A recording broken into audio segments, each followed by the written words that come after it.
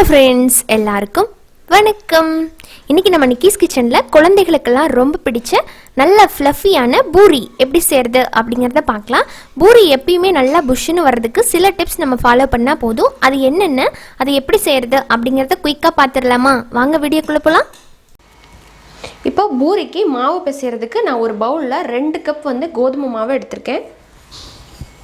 இதோட 1 டீஸ்பூன் அளவுக்கு ரவை. இந்த ரவை நல்லா கிறிஸ்பினஸ் கொடுக்கறதுக்காக சேர்க்குறோம். ஸோ ரொம்ப சேர்க்க வேண்டாம். 2 கப் மாவுக்கு 1 டீஸ்பூன் மட்டும் போட்டால் போதும். இதில் உங்களுக்கு நைஸ் கோல்டன் கலர் பூரி வேணும் அப்படின்னு நினச்சிங்கன்னா சர்க்கரை கூட ஒரு 1/2 டீஸ்பூன் சேர்த்துக்கலாம். அடுத்ததாக தேவையான அளவுக்கு உப்பு சேர்த்துக்கலாம்.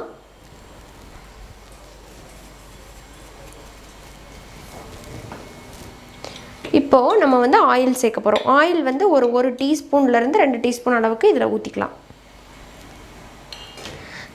இப்போ இதை சேர்த்துட்டு கை வச்சு முதல்ல இதை நல்லா மிக்ஸ் பண்ணி விட்டுறலாம். இப்போ நல்லா மிக்ஸ் பண்ணதுக்கு அப்புறமா இதில் நம்ம கொஞ்சம் கொஞ்சமாக தண்ணி சேர்க்கலாம்.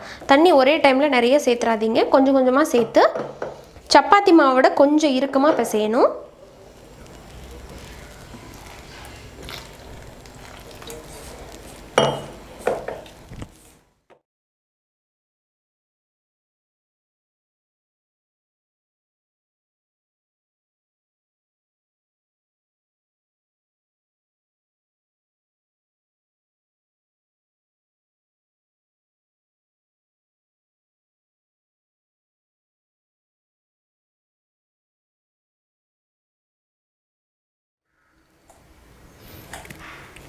ஸோ மாவு பார்த்திங்கன்னா ஆல்ரெடி நல்லா ஒரு கரெக்டான கன்சிஸ்டன்சிக்கு பிசைஞ்சாச்சு. ஸோ பார்த்திங்கன்னா ரொம்ப திக்காகவும் இருக்கக்கூடாது, அதே நேரத்தில் சப்பாத்தி மாவு மாதிரி போயிடக்கூடாது. இந்த ஸ்டேஜ் அளவுக்கு நீங்கள் பிசைஞ்சிட்டு லைட்டாக ஆயில் போட்டு வைக்கலாம். உடனே நம்ம சுட்டுறணும். இதையை ஊற வைக்கக்கூடாது. ஊற வச்சிங்கன்னா ஆயில் இழுக்கும், எண்ணெய் உறிஞ்சிக்கும் பூரி. இப்போ இதில் மேலே லைட்டாக ஆயில் போட்டுட்டு நம்ம உடனே தேய்க்கலாம். கொஞ்சம் காஞ்சி போகாமல் இருக்கும், அதுக்காக ஆயில் போட்டுறேன். அவ்வளோதான். இப்போ நம்ம ஹேண்ட் வாஷ் பண்ணிவிட்டு வந்துடுறேன். அது வரைக்கும் மட்டும் இருக்கட்டும். இப்போ கடாயில் ஆயில் ஊற்றி ஹீட் பண்ணியாச்சு. ஹீட் பண்ணி அடுப்பில் வச்சுட்டேன். இப்போ நம்ம பூரித்தை திரட்ட ஆரம்பிச்சிடலாம். இந்த மாவு லைட்டாக இந்த மாதிரி கையில் கொஞ்சம் எடுத்துட்டு, கிராக் இல்லாமல் வரணும் அப்படின்னா நல்லா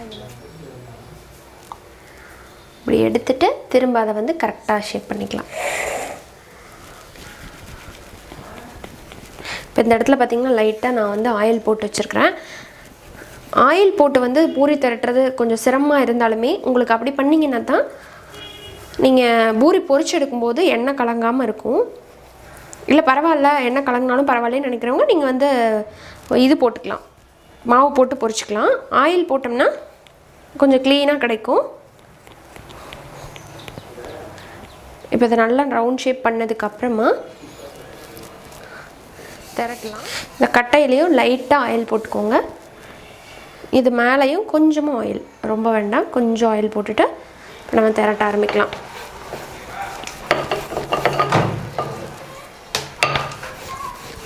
சப்பாத்தி மாதிரி ரொம்ப சப்பையாக போயிடக்கூடாது, அதே நேரத்தில் ரொம்ப திக்காகவும் இருக்கக்கூடாது, அப்புறம் நல்லாவே இருக்காது. அளவான திக்னஸில் பார்த்து உருட்டிக்கோங்க.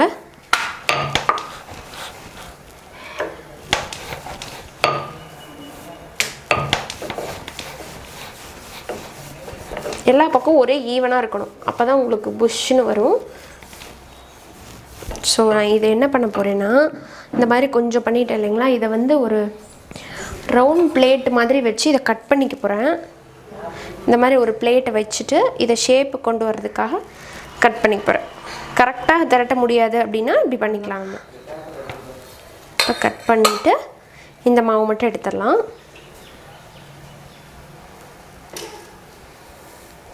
பார்த்திங்கன்னா இந்த அளவுக்காவது உங்களுக்கு இருக்கணும். இப்போ இதே மாதிரி 1-2 நம்ம தேய்ச்சிட்டு பொரிச்சுக்கலாம்.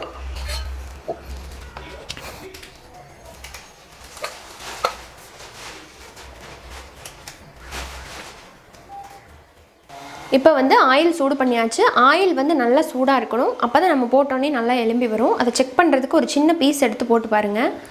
உடனே சடனாக மேலே வருது அப்படின்னா ஆயில் வந்து ஹீட் ஆகிடுச்சு அப்படின்னு அர்த்தம். இப்போ ஒரு நிமிஷம் ஆயிடுச்சு. இப்போ நம்ம பூரியை சேர்த்துடலாம். சேர்த்துட்டு லைட்டாக அப்படி அழுத்தம் கொடுங்க. ஸோ நல்லா புஷ்ஷுன்னு வந்துடுச்சு பார்த்தீங்களா? அவ்வளோதாங்க, அருமையான பூரி ரெடி. இப்போ எடுத்து நம்ம இப்போ இதே மாதிரி அடுத்ததையும் போடுறேன்.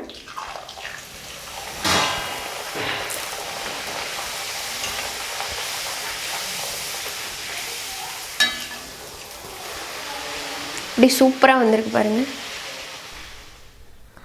ஸோ இந்த பூரி வந்து சாஃப்டாக எப்படி செய்யறது அப்படிங்கிற வீடியோ வந்து பிகினர்ஸ் அண்ட் பேச்சுலர்ஸ்க்கு ரொம்பவே யூஸ்ஃபுல்லாக இருந்திருக்கும் அப்படின்னு நம்புகிறேன். நிறைய பேர் வந்து நல்லா புஷ்ஷுன்னு பண்ணுவீங்க. நிறைய பேர்த்துக்கு வந்து இப்போ தான் செய்ய ஆரம்பிக்கிறீங்க, புதுசாக செய்ய ஆரம்பிக்கிறீங்க அப்படின்னா அவங்களுக்குலாம் கண்டிப்பாக வரவே வராது. எனக்கு ஸ்டார்டிங்கில் அப்படி தான் இருந்தது. சின்ன சின்ன டிப்ஸ் நீங்கள் ஃபாலோ பண்ணீங்க அப்படின்னு வச்சுக்கோங்களேன், எப்பயுமே உங்களுக்கு நீங்கள் பூரின்னு செஞ்சீங்கனாலே நல்லா புஷ்ஷுன்னு தான் வரும்.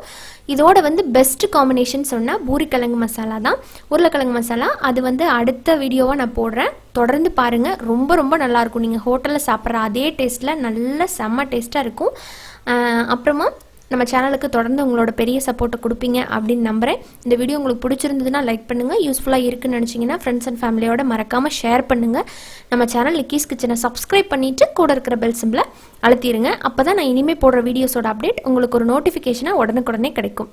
இன்னொரு இன்ட்ரெஸ்டான அண்ட் ஹெல்த்தியான ரெசிபியோட உங்களை சீக்கிரமாக வந்து மீட் பண்ணுறேன். அது வரைக்கும் நன்றி, வணக்கம்.